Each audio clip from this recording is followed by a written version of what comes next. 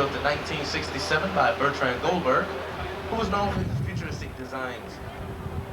In addition to being home to over 800 condominiums, Marina City is also home to the House of Blues Theater and Hotel, a bowling alley, a health club, a 300-boat marina with both wet and dry dock storage, as well as a Smith & Wollensky Steakhouse.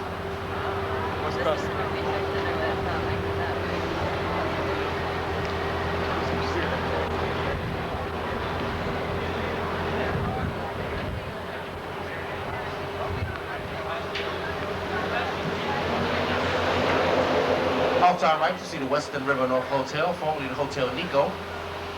And behind the Western Hotel, the building with the green glass windows, is Quaker Tower, home to the Quaker Oats Company. If you look just beyond the trees inside the lobby of this building, you'll see what appears to be the world's largest Quaker Oats box. Quaker Tower is also home to the Ceristo Restaurant and Bar, and is located at river level.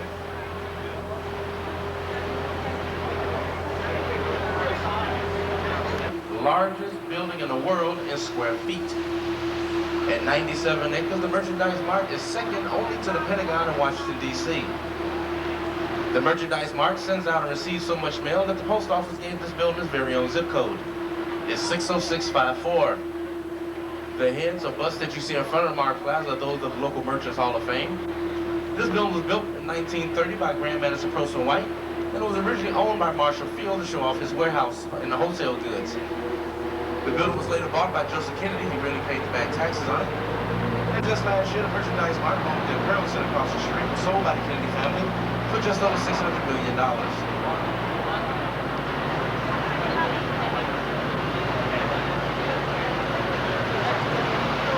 To our right is the Apparel Center, the Midwest Center for the Fashion Industry. You'll notice that there are no windows in the middle of this building. This is due in part to keep the rays of the sun from shining on the delicate fabrics.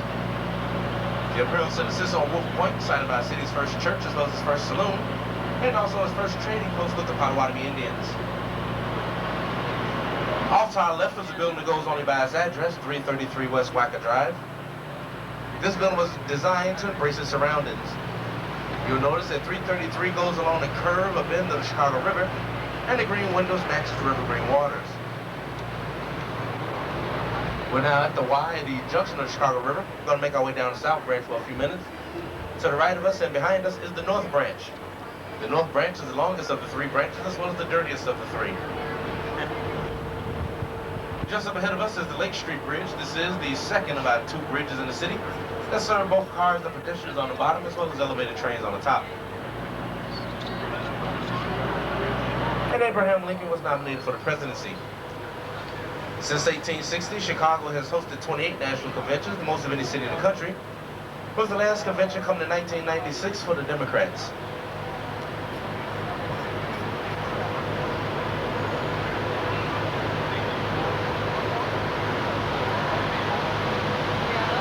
Straight up, you'll be looking up 1,454 feet, or 443 meters, the second tallest building in the world.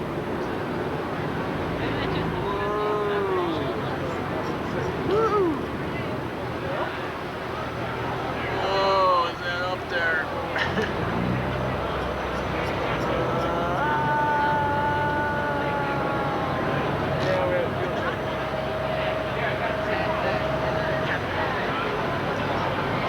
And now that we completed our turn, if you look directly ahead of us now, you can see that clock tower at Morton International. Once again, that clock tower stands 580 feet tall. All of the bridges that we'll be passing on this evening are movable. Chicago has a grand total of 88 bridges, the most of any city in the world. Of these 88 bridges, 53 of them do raise and lower. These The Merchandise Mart again. A little better view. It's on zip code. That's what they.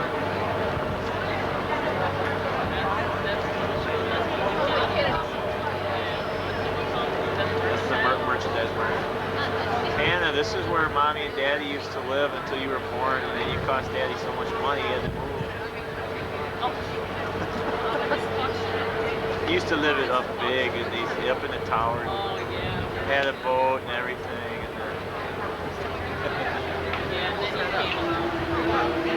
yep, that's how it works.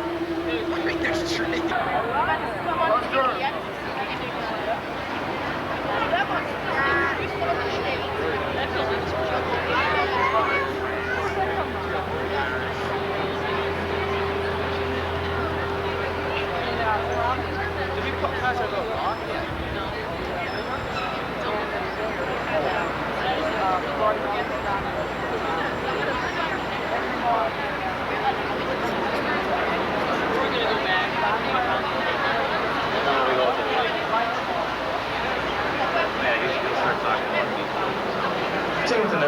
this time. If you look off to our right, you see 77 West Wacker Drive.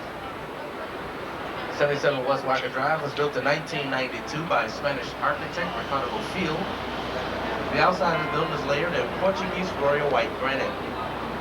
This building is home to the R&R Downey Publishing Company, one of the country's largest commercial printers, where they print telephone books, large catalogs, as well as TV guides.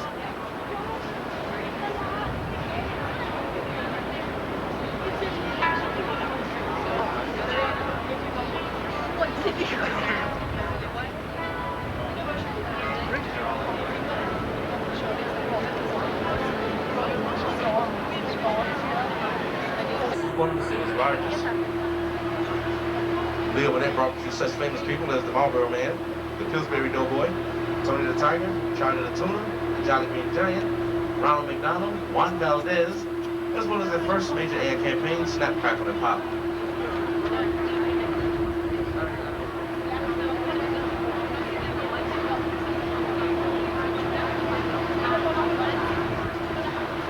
The Wrigley Building was built in 1921 by Graham Anderson Prosper White, and this building is the world headquarters for the Wrigley Chewing Gum Company. The building to his left was completed 2 years later in 1923, and these buildings were the first skyscrapers built north of the Chicago River. The outside of these buildings is layered in a surface known as terracotta, the terracotta being so delicate that these buildings are washed by hand every 5 to 7 years. Across the street from the Wrigley Building, you see Tribune Tower. Tribune Tower is home to the Chicago Tribune, the second of our city's 2 major daily newspapers, as well as the city's oldest. The Tribune Company is also owners of Superstation, WGN TV and Radio Channel 9, as well as Major League Baseball's Chicago Cubs. At the base of Tribune Tower, on the walls, the affiliate, WMAQ TV5. NBC Tower was modeled after Rockefeller Center in New York City, and this is also where they take the Jenny Jones and Jerry Springer shows. Yes, the king and queen of trash TV.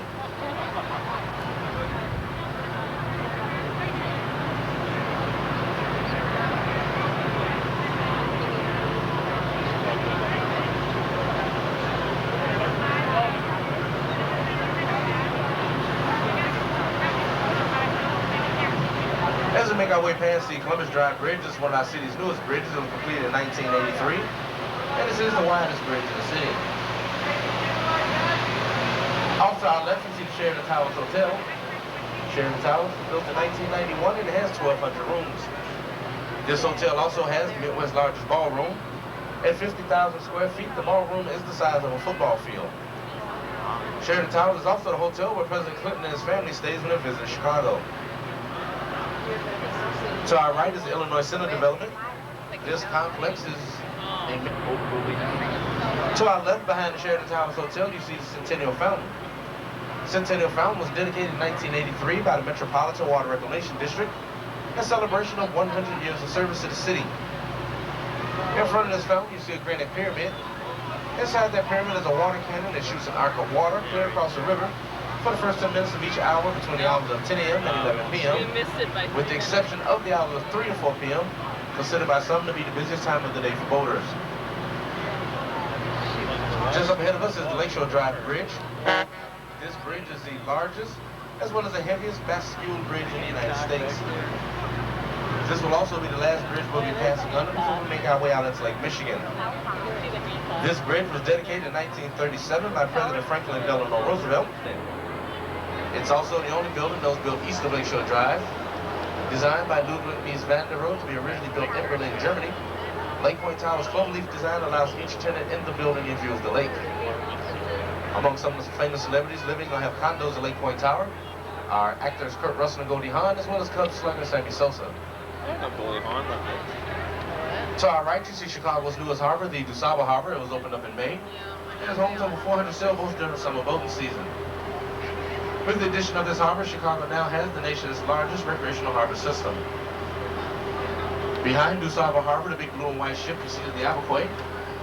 The Iroquois is an old rail yacht and auto ferry from Nova Scotia.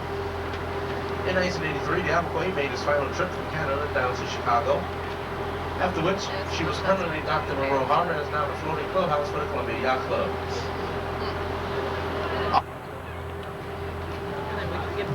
And once inside the lock, we will be securing the boat. along the concrete wall on the right or starboard side. At this time, we're going to ask those of you sitting along the right side of the boat to please keep your hands and arms inside the rails. And once inside the lock, I resume narration, tell you a little bit about this lock and the purpose for this lock being here. Once again, for those who killed in World War I. In addition to being a recreational port, Navy Pier was a naval training base during World War II, as well as the campus for the University of Illinois from 1946 to 1965. During the 70s, the pier was a commercial shipping pier, and it was closed during the 80s and became a derelict eyesore. About 10 years ago, the city decided to remodel Navy Pier and restore it back to a recreational port. And among some of the attractions that you'll find in Navy Pier today, you'll find a Ferris wheel, the Chicago Children's Museum, the Midwest's largest McDonald's, an IMAX theater, a sound stage, a festival hall, a Shakespearean theater, a radio station, restaurants, stores, shops, dinner cruise boats, as well as other various sightseeing boats, a beer garden, a mini amusement park, and at the very east end of Navy Pier, you find the Grand Ballroom.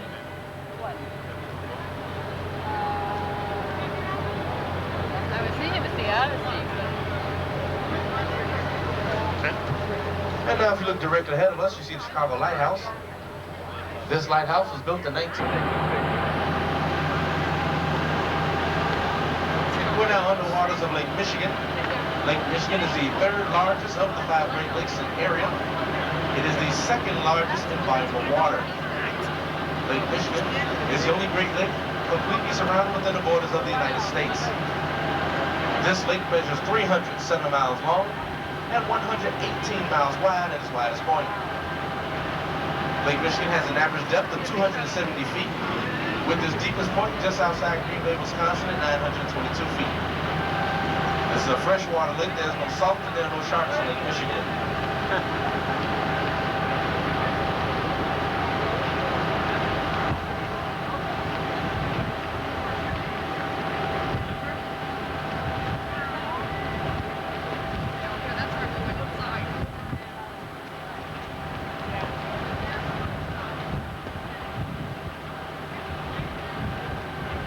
As well as the 11th tallest in the world. The lower half of the Hancock Center consists of commercial space as well as office spaces, with the upper half making up private condominiums. The Hancock Center has an indoor swimming pool on the 44th floor. It is the world's highest. An observation deck on the 94th floor, as well as a 2-story restaurant on the 95th and 96th floors known as the Signature Room Restaurant. To the left of Hancock Center, the slim white rectangular shaped building is Water Tower Place. This building was named after the old water tower, one of the few buildings that survived the Great Chicago Fire of 1871. The lower half of Water Tower Place consists of a 7-story shopping mall, with the upper half making up the Ritz-Carlton Hotel. The penthouse suite of the Ritz-Carlton Hotel is occupied by Oprah Winfrey. To the left of the Hancock Center, Water Tower Place, you see Chicago's newest Hyatt Hotel, the Park Hyatt, is currently under construction. And to the left of the Park Hyatt Hotel is the Olympia Center. This building is home to Neiman Marcus.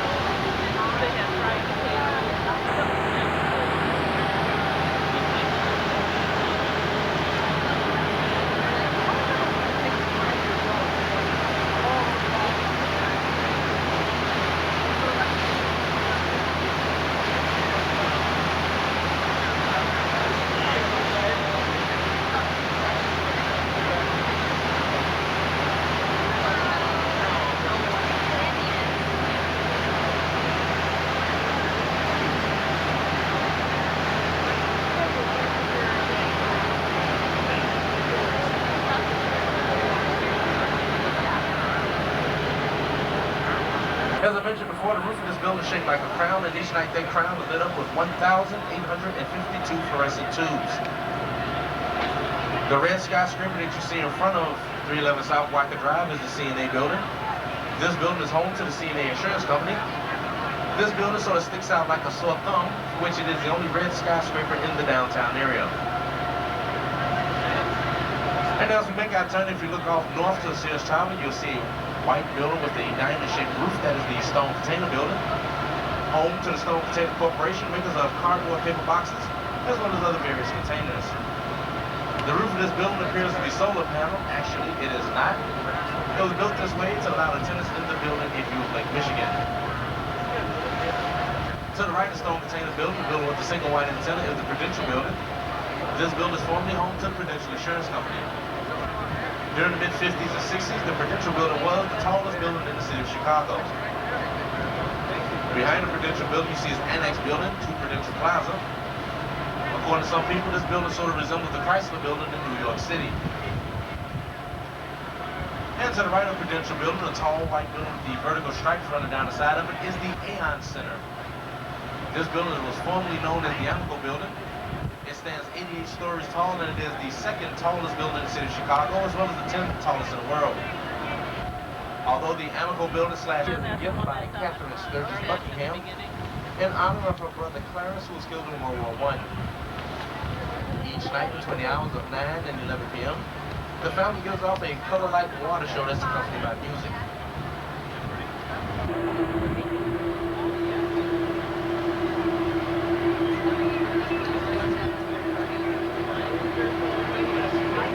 What?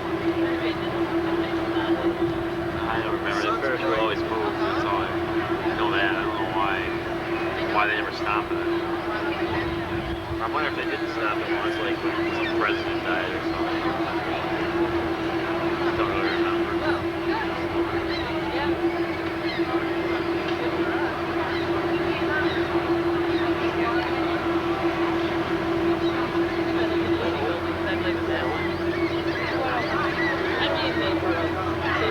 Still, I can't tell. I've looked at it and looked at it. It looks to me like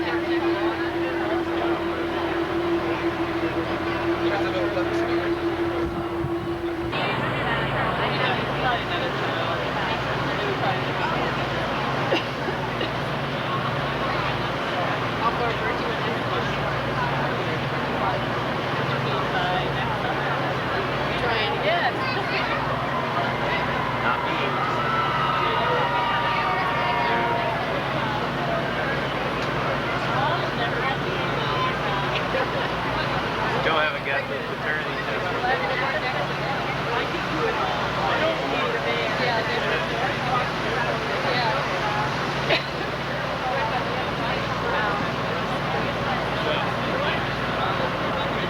What?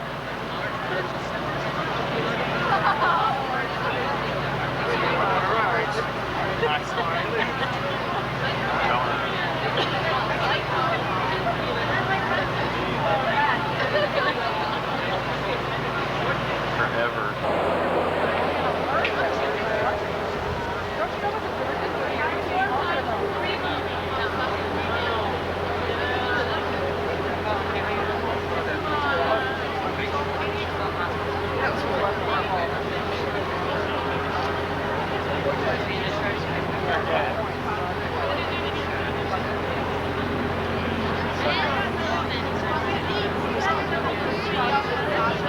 And once again, just up ahead of us to our right is the beautiful Wrigley Building, home to the Waddell Dock, which means our voyage has come to an end. I'd like to ask you at this time to please look around and make sure you have all your personal belongings with you. And on behalf of myself and the entire Wandela staff, hope you enjoyed your trip this evening, and have yourselves a wonderful evening.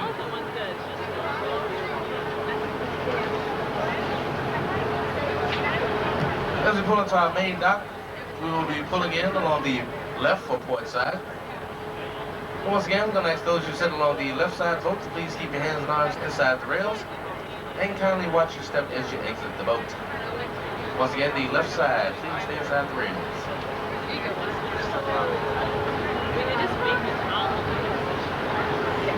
too tall to get That under one there? is really nice. That one.